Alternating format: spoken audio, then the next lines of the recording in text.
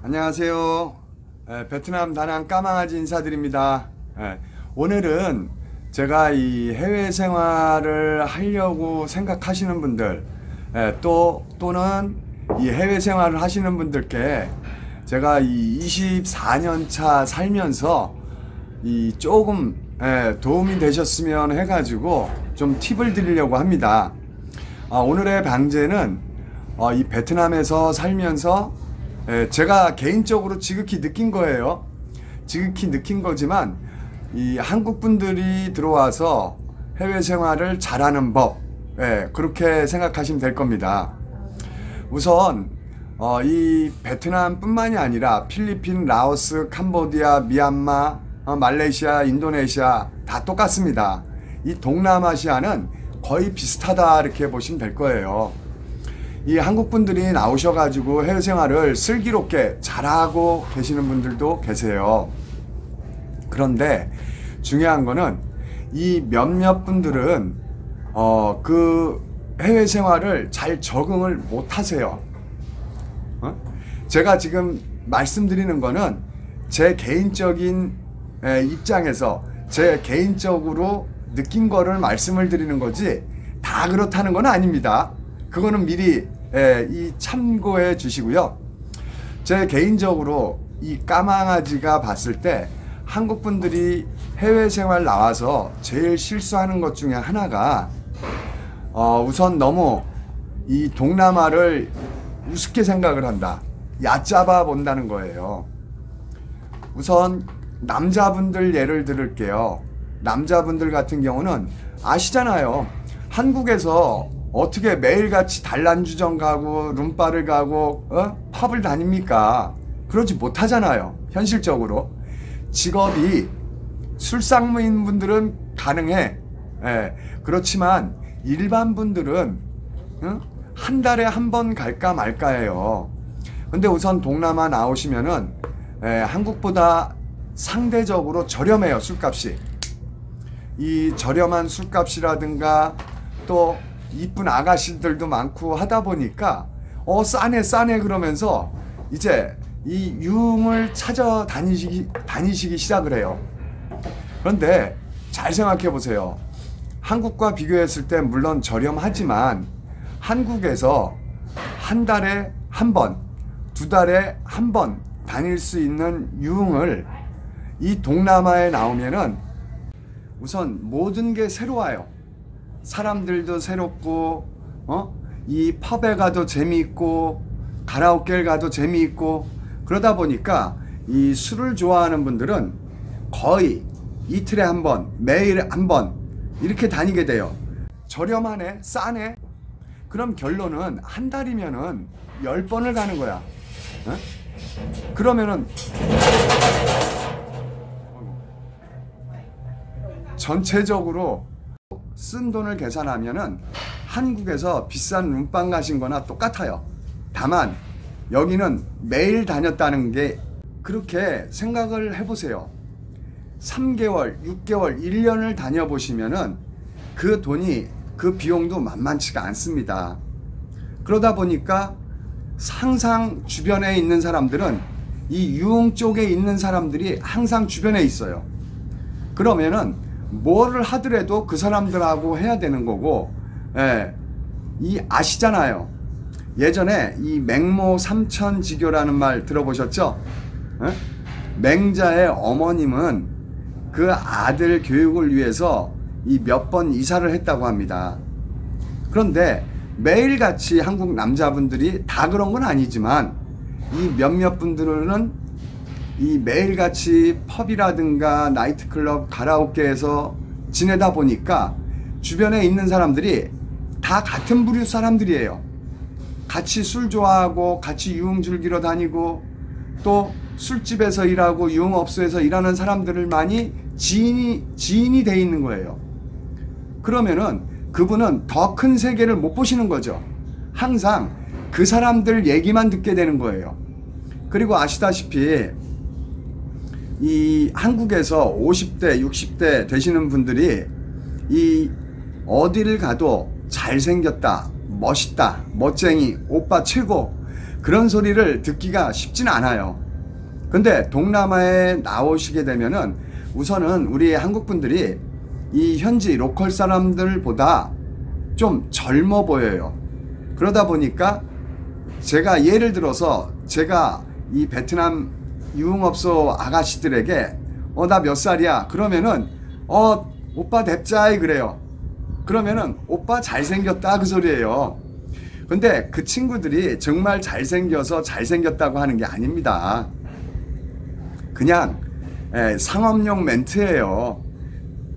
그리고 지금이야 이제 많이 이 친구들도 깼기 때문에 예전처럼 외국인이 없을 때는 외국인이 신기해서 이렇게 다가오는 경우도 있었지만 지금은 외국인도 많이 있습니다. 외국인들도 같이 상생을 하기 때문에 사방 어디를 가도 외국인을 쉽게 볼 수가 있어요.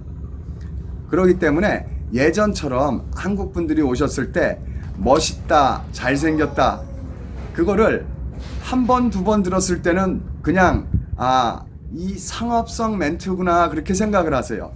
그런데 그게 한 달을 듣고 6개월을 듣다 보면은 어느 순간인가 내가 잘났구나, 내가 잘생겼구나 그렇게 생각을 하시는 거예요 자꾸.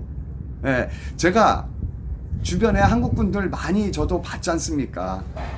그럼 제가 그런 말씀을 해드려요. 그런데 그분들 귀에는 이미 그 말이 안 들어가죠.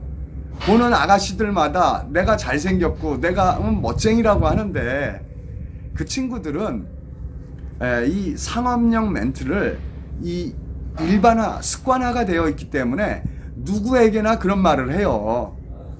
그렇기 때문에 그런 거에 너무 이 마음 쓰시면 안 돼요.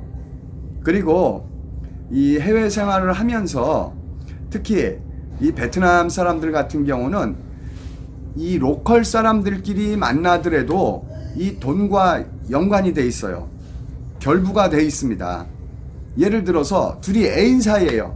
애인 사이지만 이 베트남은 여권 신장이 굉장히 높은 나라 중에 하나예요. 모든 기념일은 여성을 위해서 이 여성에게 포커스가 맞춰져 있지 남자를 위한 날은 없습니다. 발렌타인데이, 남자친구가 여자친구에게 선물해주는 날. 베트남 여성의 날, 역시 남자친구가 여성에게 선물해주는 날. 그리고 국제 여성의 날, 역시 남자친구가 여성에게 선물해주는 날. 이 모든 기념일은 여성에게 포커스가 맞춰져 있지 이 남자들에게 맞춰져 있는 게 없습니다. 그렇기 때문에 이 내국인끼리 데이트를 하고 연인 사이라 할지라도 이 무슨 기념때가 되거나 무슨 생일날이 되거나 크리스마스가 되거나 그러면은 하다못해 진짜 간단한 이 꽃송이라도 갖다 친구에게 바쳐야 돼요. 그렇지만 생각을 해보세요. 이 사람들도 어떻게 보면은 굉장히 현실적이에요. 동남아 사람들이. 이 사람들은 1년을 보는 게 아니라 바로 내일 오늘만 봅니다. 그렇기 때문에 이 현지 연인끼리라 할지라도 저는 예를 들어서 제가 베트남 여성이에요. 현지 여성이고 제 남자친구가 꽃 한 다발만 선물을 해줬어 저에게. 그런데 제 친구는 오토바이도 선물을 받고 자동차도 선물을 받았어요. 그럼 어떻게 되겠어요? 그럼 저하고 제 친구는 이미 틀어지는 거야. 그거를 나를 사랑하는 게 이 꽃 한 다발만큼밖에 안 돼? 그런 평가를 하게 되는 거예요. 기준점을. 내 친구는 요번에 오토바이도 선물 받고 자동차도 선물을 받았는데 당신은 나를 사랑하는 마음이 이 꽃 한 다발밖에 안 돼? 이 꽃이 도대체 뭐라고? 그만큼 현지인들은 현실적입니다. 그렇기 때문에 그거를 우리 외국인들한테만 그런 잣대를 들이댄다 그렇게 생각하시면 안 돼요. 다 똑같은 거예요. 이 베트남 여성들 같은 경우는 이 로컬 남자친구가 됐든 외국인 남자친구가 됐든 기본이 어느 정도 이 경제력이 있어야 됩니다. 그리고 이제 여성분들, 한국에서 이 여성분들이 해외 생활하러 딱 나오시면은 그래도 우리 대한민국이 문화의 가장 최상위권 국가 아닙니까? 우리나라만큼 이 모든 문화가 잘 돼 있는 나라는 극히 드물어요. 그러다 보니까 우선은 한국 분들은 피부가 뽀얗고 날씬해요. 그럼 현지인들이 봤을 때는 화사해, 이 공주님처럼 보이는 거예요. 그러다 보니까 정말 공주인 줄 아시는 거야. 물론 다 그런 건 아니지만 제가 이 몇몇 분들 그런 경우를 말씀을 드리는 거예요. 그러지 마시라고. 한국에서 예를 들어서 이제 이 결혼해 가지고 같이 이주를 오셨다 그랬는데 처음에는 말도 안 통하잖아요. 말도 안 통하고, 그리고 이쪽은 인건비가 저렴하다 보니까 동남아 쪽에 대체적으로 모든 한국 가정생활 하시는 분들이 메이드를 써요. 메이드라고 하는 건 뭐냐? 청소하고 밥 해주는 분들이에요. 근데 사실 우리나라에서 이 집안에 메이드를 쓸 수 있는 분들은 어떤 분들이에요? 최하 중소기업 회장님, 대기업 사장님 아닌 다음에는 집에 메이드를 쓸 수가 없어요. 그런데 여기 동남아는 이 가족이 이주를 했다 그러면은 적게는 메이드가 1명에서 많게는 2명, 3명까지 쓰는 집도 있어요. 그러다 보니까 그분들이 어느 순간서부터 왕비예요. 야, 왜? 우선 대화가 안 돼. 한국에서 오시는 분들이야 영어가 되지만 이 베트남의 로컬 사람들, 특히 이 메이드 직업을 갖고 있는 사람들, 영어 통하는 사람들 100명에 1명입니다. 99명이 영어를 잘 몰라요. 그렇다고 우리 한국에서 오시는 분들이 베트남어를 미리 공부를 해가지고 오시는 게 아니잖아요. 그러면 어떻게 돼요? 야가 이름이에요. 그리고 이 대화가 안 되다 보니까 이제 조금 시간이 지나면 지날수록 더 스트레스를 받아. 그러다 보니까 짜증을 내기 시작을 해요. 일하는 친구들에게. 그거를 물론 저도 그래요. 저도 이게 한 번, 2번 설명을 해서 못 알아들으면 짜증을 내는데 사실 짜증을 내면은 그게 저희한테는 마이너스예요. 이 해외 생활하는 사람들에게 짜증만큼 마이너스 되는 게 없습니다. 아주 항상 너무 짜증내지 마시고 이 마음을 천천히 하고, 그리고 이 사람들도 하나의 인격체예요. 그렇기 때문에 하나하나 이 설명을 풀어서 해주셔야 돼. 그래도 못 알아듣는다 그러면 그 친구를 야단을 치지 마세요. 그러면은 그 친구는 그게 한계야. 그게 한계이기 때문에 그 친구를 얼른 정리를 하고 새로운 친구를 받아들이는 게 낫지.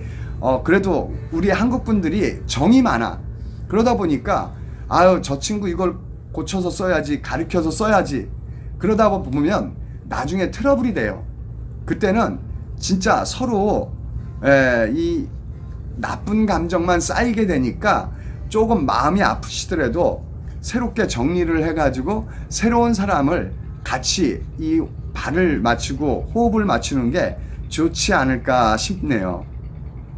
자, 해서 제가 오늘 말씀드리는 건 딱 하나입니다. 이 해외 이주 계획이 있으시거나 해외 생활에 관심이 있는 분들은 이 동남아, 우리나라보다 GDP가 약하고 GNP가 적고 물론 옷차림도 누추하고 행색도 초라하지만 이 사람들에게도 인격적으로 대우를 해주시고, 그리고 한국에서 이 문화의 강국 최고의 이 조건에서 사시다가 오셨지만 현지에 오시면은 또 현지에 맞게끔 적응을 하셔야 돼요.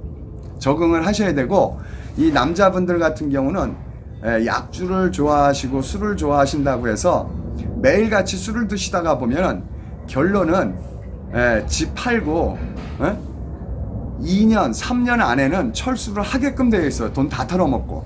그렇기 때문에 이 너무 이 과도한 음주는 이 해외 생활을 하는데 가장 악이 되는 겁니다.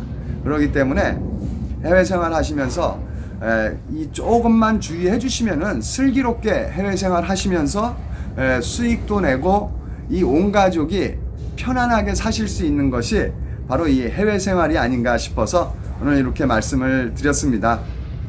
자, 제가 드린 말씀이 조금이라도 공감이 되신다, 조금이라도 좋으셨다 하시는 분들은 구독, 좋아요 부탁드립니다. 감사합니다. 여기서 인사드릴게요.